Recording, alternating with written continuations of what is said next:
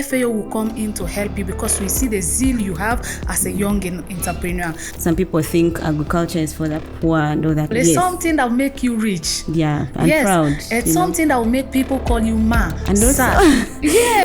Basing on whatever I've heard from you, I'm rest assured I'm going to start.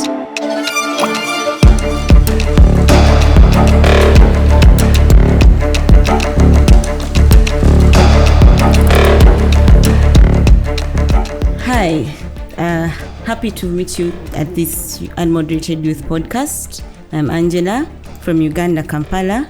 I'm a standards officer and I work with the Uganda National Bureau of Standards. Wow. Basically, what we do is ensure that the products that are offered for sale are fit for use and up to the standards. Wow, that's great.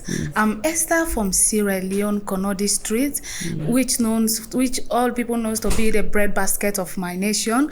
And I'm into agric business, specifically buying agri products and do resales to consumers and companies. Okay, so Esther, what motivated you into starting this business? At first, agric business was not my initiative, was not part of me. I started that I want to do a service, so open a laundry service center in my district. But later I got mentors who always talk to me about agric business. Mentors like Mr. Abdullahi Bangura, good man of FAO. He came to me and said, Esther, if you start agric business in this district of yours, you will gain a lot from it. And I said, wow, how can I start? He said, then FAO will come in to help you because we see the zeal you have as a young entrepreneur. And they came in, they started with training. Okay. They gave us 21 days training, which was good, it was powerful. I learned a lot from that training. And after the training, I said, wow, I need to go into this business. And looking at Konodi Street, Konodi Street is known for diamond. Okay. All the youths, the residents are focusing on diamond. Yeah. And the people are in need of this agri product. They are in need of it. So I sit and I think on my bed, I do researches, walk around supermarket, the local markets. I go to dustbins and I look at things, the things that people need in my district, in my community to be specified. And I say, wow, I'm going for these things. Then I started buying rice. I started buying gari. I started buying palm oil. I started buying coconuts. And these are the things that people need most. Okay. And I go in for it. And it is very good, my dear. Nice. Amazing. Okay, on my end, I have not yet ventured into agribusiness, but basing on whatever I've heard from you, the interactions from the different youth at Youth Connect, I'm rest assured I'm going to start. And also, part of what I do is we encourage the small-scale farmers, the micro-entrepreneurs to not stop at just producing, but rather have their products value added.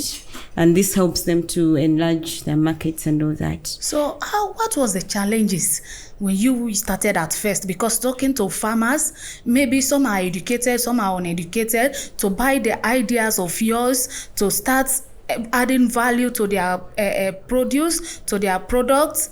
I think that's very... Okay. What was your challenges? For starters, people usually think it stops at producing and selling, and then you realize that there's a lot of post-harvest losses. So when we come in and educate them about value addition, we help them to preserve their products for a longer period. In there, we fight food insecurities, but also we deal with rigid people. Maybe people do not want to change, and also the perception towards agriculture. Some people think agriculture is for the poor and all that. So it was really hard, and we had to do a lot of stakeholder engagement to bring them on board. And I'm happy to say that a lot of people are now embracing agriculture. That's great. It's powerful. And I would love to know the challenges that you faced in your business. At first, the challenges I faced in my business, it's a new business, me going into it. I listen to people when they advise me, they give me counseling, they train me to go into this business. And I go into the business. The first challenges I was facing was competitors. Okay. Yes, because there are people, we have these local market women, they came from all over the country. Even in our capital, they came into those villages, buy in a large quantity. And I am starting a very small one. I don't have that kind of capital. True. Can you imagine the stress I was going through? Yes, but I asked myself, my why was I must do this thing. True. I must do it. Nothing will discourage me. And I stood my ground. I started talking to the farmers, telling them the importance, the value of their crops. And I also tell them, if you sell to me these crops, these particular crops, this and this is what you will benefit. I'll keep buying to you every day, but you don't have one customer. Make me your customer. I will come in. I will be at my district. You will call me. I have this, and they will transport it. You have your money. Your business will be safe. But you are waiting for those women. They will come when they feel to come. But I will be there ready to buy at any time. So I started lesson and challenges, and today here I am, darling. There you are. Thank God. Okay, now I want to understand one thing. When you buy these products for sale, do you do any further processing, value addition of the sort? Oh yes, the rest, I brand it in my own name. You repackage. I repackage. Okay, that's nice. E&J Agric Business rice. We have E&J Agric Business palm oil. E&J Agric Business and Gary. I do this. Only the coconuts I will not package. Oh, okay. Sure. That's nice. And also, when you package your products, it gives you a brand. It also helps you to market yourself further. Yes, of course. People will go in for it more. Because for the Gary, we do redo it. We have this coconut Gary we do. I don't have the machine presently as I'm talking to you, but I do it in the local way. We do coconut Gary, and people are in need of it. I had a bit of honey and the coconuts. I do this thing. People are in need of it. They will leave the other Gary because the Gary has no value. They just patch it. But for the coconut Gary, the flavor will call you. Okay. So you pointed out how you don't have the machines and everything. Is there a technological advancement that excites you that you would want to venture in future?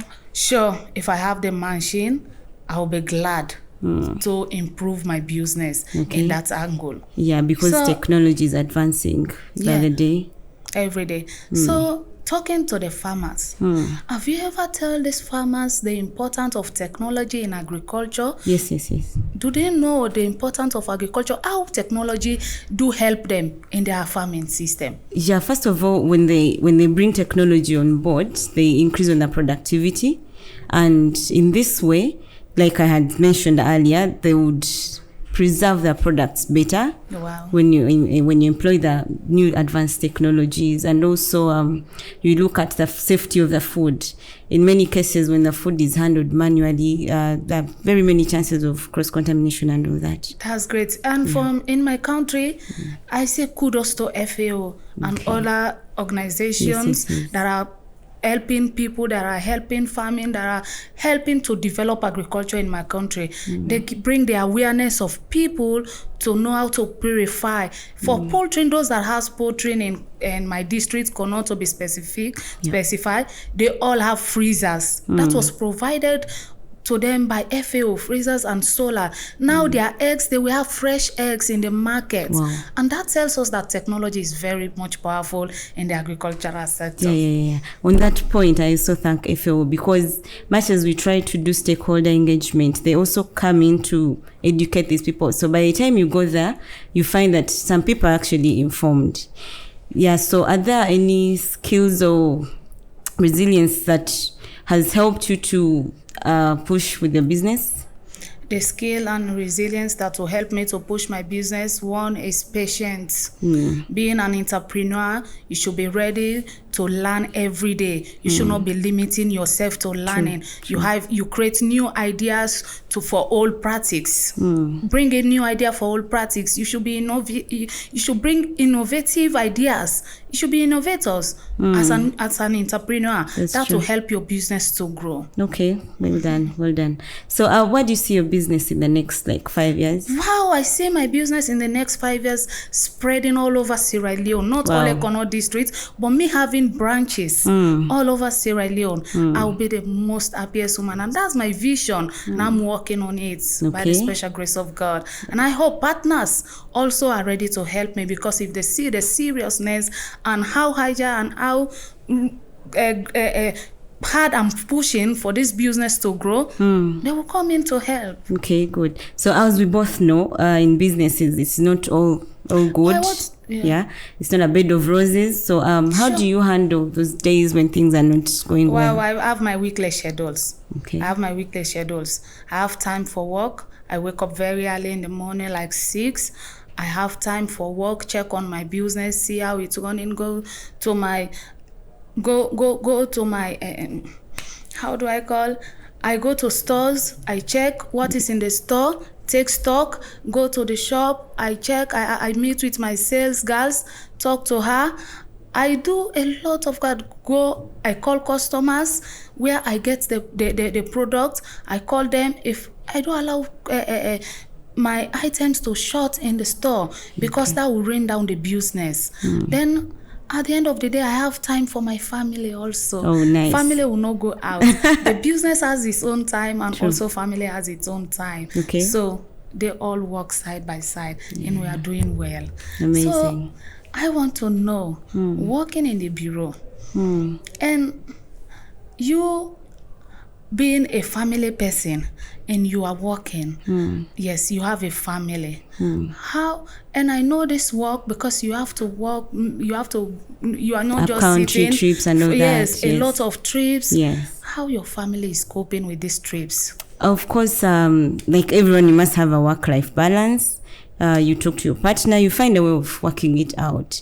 And in most cases, when we are at the head office, we work from 8 to 5. So really, you will have some time for family. Okay, that's great. Yes. Is there a time when you feel like you want to give up, when things are tough? Oh, yes. Yes. And how do you deal with that? At the start, yes, I told you earlier on that the competitors were there up my neck, and I feel like, will I continue this? Then people say yes. Then my mind also would tell me, yes, Esther, you can do this. So what kept you going? Yes. What kept me going is me seeing my business.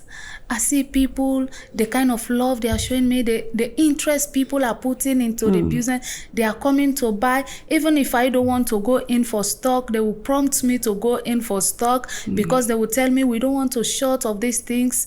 Please, we have already used into it, so please, we don't want to short of it. So we pray that nothing will discourage you to leave this business. I say, wow, I'm happy for this prayers. That keeps you guys going. Keep on praying for me, and also I will need your advices. I will need your advice. Advise me in which area you see me lack. Please let me know. That will help me to boom up. And also with the help of FAO, they give us mentors. Oh, yes, they give us that's mentors. Good. Let me tell you the whole secret about this. My whole business started with FAO. Wow. Yes. Wow. My whole aim was I will see to get a white collar job, be in the office. I want to be in the office. I want to be there. When somebody come, I will talk to you, do this, do that. No, not doing that. I can be a boss of myself. I can be a boss. Okay. Yes. But That's all thanks to them, because they give me the awareness. They give me and the the awareness. support. The support. Okay, They gave us okay. grants.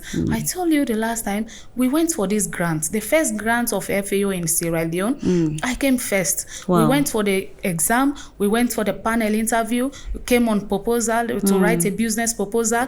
My business proposal was there. Wow, They can goodness. say it. Yes, I can proudly say that in Sierra Leone for 5 districts, I came first in all the interview, Okay. panel, and exam. Wow, well done. Okay, Yes. on my end, sometimes things can get hard when you go up country, you go to hard to reach areas, and you feel like you're tired. But then at the back of your mind, when you know you're protecting people from consuming unsafe food, then you're bringing them on board, you're helping them to have sustainability in their businesses and in their agric businesses. Wow. You keep going because you're saving someone somewhere. You are saving people's lives. Because you cannot just sit there and watch people eat bad food. No. Yeah. So that keeps me going. Yeah. It's good because you are saving lives. True. A lot of people, I heard about that few minutes or seconds ago, that in Uganda, a lot of people have been affected with cancer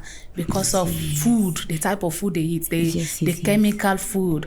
But I hope, how are you trying as a bureau to tell people or to give people the awareness about organic food, that they will stop eating this chemical food, that the lives of people will be saved in Uganda. Okay, sometimes it's not even just restricted to the organic foods.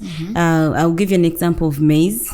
We have aflatoxins in maize, and aflatoxins cause cancer. Sure. So when we go out there and educate the masses on how to handle their maize grain, right from the garden, because when the grains are not good, when they're not dried very well, they will harbor molds. Of course, the molds produce the aflatoxins, and much as you process this maize, at that point you cannot do much. So that is why we want to educate them right from the garden.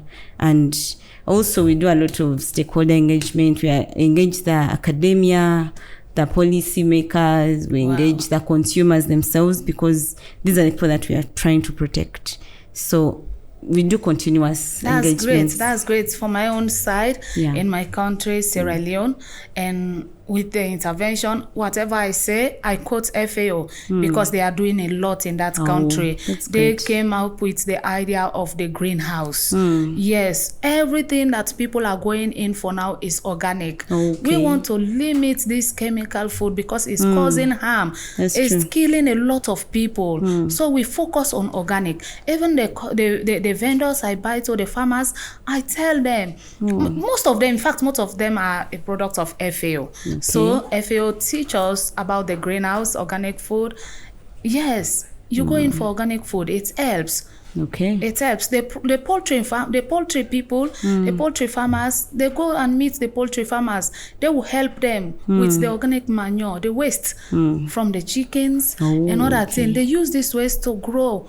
To grow vegetables and other things, and it's helping. Okay. I think that is much good. All right. So being in a youth environment, do you have any advice for the youth who would want to venture into agribusiness? Sure, perfectly.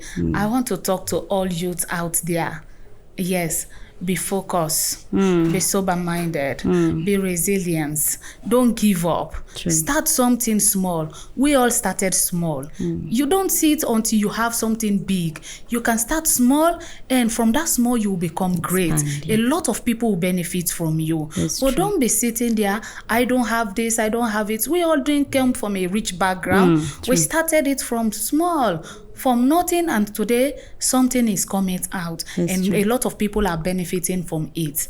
So you too start yours. All right. And also to add on to yours, I feel like the youth should be free to open to learning. Yes. Do not be rigid. And also the youth see agriculture as a dirty job. No. And I would like to tell them that agriculture is actually beautiful. Beautiful. It's Yes. something that will make you rich. Yeah, and Yes. proud. It's you know. something that will make people call you ma. And also, sir. Yes. and also having it at the back of your mind that you're providing for someone somewhere, because yes, we'll accept in Africa we still have food insecurity. Sure. So if you have to be a youth that will create a change. My change is to create food security, to boost the economic of agricultural sectors in my country, because food insecurity is all over Africa. A lot of people, because of the mindset. But if we all want to do that, let's change our mindset. Come into the field. We have lands. We have free space. Let's work as youth. Yes, with the little you have, you can call others, come together, work in a collaboration. You can't do it alone. If you can't do it alone, make a collaboration, work as a team. Okay. The team spirit should be part of you. True. And if you are working as a team, you can do it. Okay, interesting. So Esther, on a normal day outside business, what does your day look like? Wow, I have time to read. Okay. Because reading helped me. Yeah, knowledge it's is because power. of reading I'm here today. True. If I would have not been connecting myself with books to read, to have a versatile knowledge, I wouldn't have been here today. There are a lot of youth in my country who need this opportunity. True. But I'm here because of reading. Connect yourself, learn something. Not only reading, go and do skill work. Yes, do skill job. And I'm here because I love reading and I have time for my family. I check on my business in my normal life. I call customers. I'll be in my bed, call customers. How are you doing? That check is still on them. business. Yes, for them to know that I cared about them. I won't be out, but I'll be in my room calling them. How are you? How business? Do you need top up? Can I send you this? Yes, to motivate them. You need to motivate customers. That is outside. It's not a daily work, Okay. but out of my work zone. I call you, I talk to you, I have time with my family. That's important. Yes. Okay. On the other side, I just like a lot of traveling, and indoors I do movies and some reading. No, I love reading, but moving, when I start watching moving, I will sleep. Oh. It's a sleeping tips for me. I don't know about you. What about you? Out of your working days, what do you do? Same, movies. I do read a little, and I also read the Bible. Gives me a motivation. Sure. Yeah, it's good. Yeah. What are some of the challenges that young farmers face when they are in farming?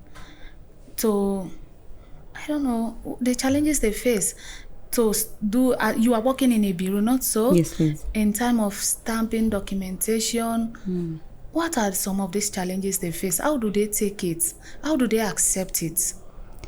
Okay, the youth, especially that are in agriculture, that want to come on board, certification, of course, it's not free, so they need some funds, and you may find that some of them cannot afford it. We require them to first test their products, and it is not a cheap process, so it is somehow challenging for them. But we also have private organizations that usually come in and fund some of those people. Yes. An example of us, because when we started our business, documentation was very hard there. If you had to come in, they do all the documentation for us. I have my NRA, I have my business certificate, I have council's documents. All this documentation was done by them in the business startup. I think this is one of the biggest problems, and most donors and other partners that want to help youth, they will ask for these documents, and these documents are very expensive. In my country, to be specific, it's very expensive. And if the youth don't have such startup for such with such amount to have all these documents to start their business, that this business will be marketable to attract donors, how will you expect them to start? Okay, so I would like to know, how is the food regulatory environment in your country? The regulatory environment. Do you have a body that guides you on what you're supposed to do and what you're not supposed to do? We have the Ministry of Agriculture. The Ministry of Agriculture. And also, like I told you, that I'm adding value to the Gari. For the Gari aspect, you work with the Ministry of Health, the Nutrition Department. They have to certify this food to know that if the food is good for marketing, because you will not be making any kind of food to give to people that will cause them harm. So they have to certify it, and then will allow you to take it to the market. You will not just take it just like that. Interesting. So do they provide you with guidelines on the qualities of the product? Or you just come up with a safe product? They have their own ways of doing it. They have their own ways. Just that you have to go through them. You do they have their documentation, their acceptance, that they are one that accepts you to do this particular business, and they are certified with your product, and the product is good for health. Yes, they have to give you documents, because people will be walking around. The consumer unit will be walking around to check, for such food. And you are working in a bureau, a standard bureau, and you are there to monitor food or to see good production out in the market. But you being in that office, what are the things you need from us? What are your expectations from us as youth or young farmers? Okay, first of all, we expect your involvement, because when we are developing these standards, we are not going to sit back and think of something that is ambiguous that you cannot achieve.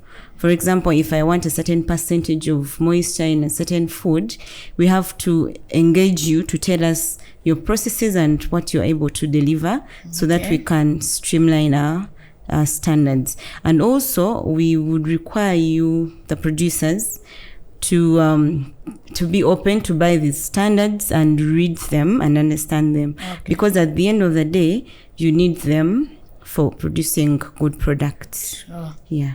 And also, as we are doing this regulation and all that, we would want to know what you expect from us, the regulators. Sure. We are expecting from you people that you look at us as a young youth entrepreneur, as a beginners. We don't have much money.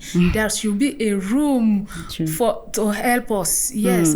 If you help us, we start. Okay. You help us to start, and after starting, you can come in now with all policies. You'll be monitoring us. You'll be guiding us. You will not just leave us just like that. But we need your help. The cost, the prices of certificate and other thing documentation.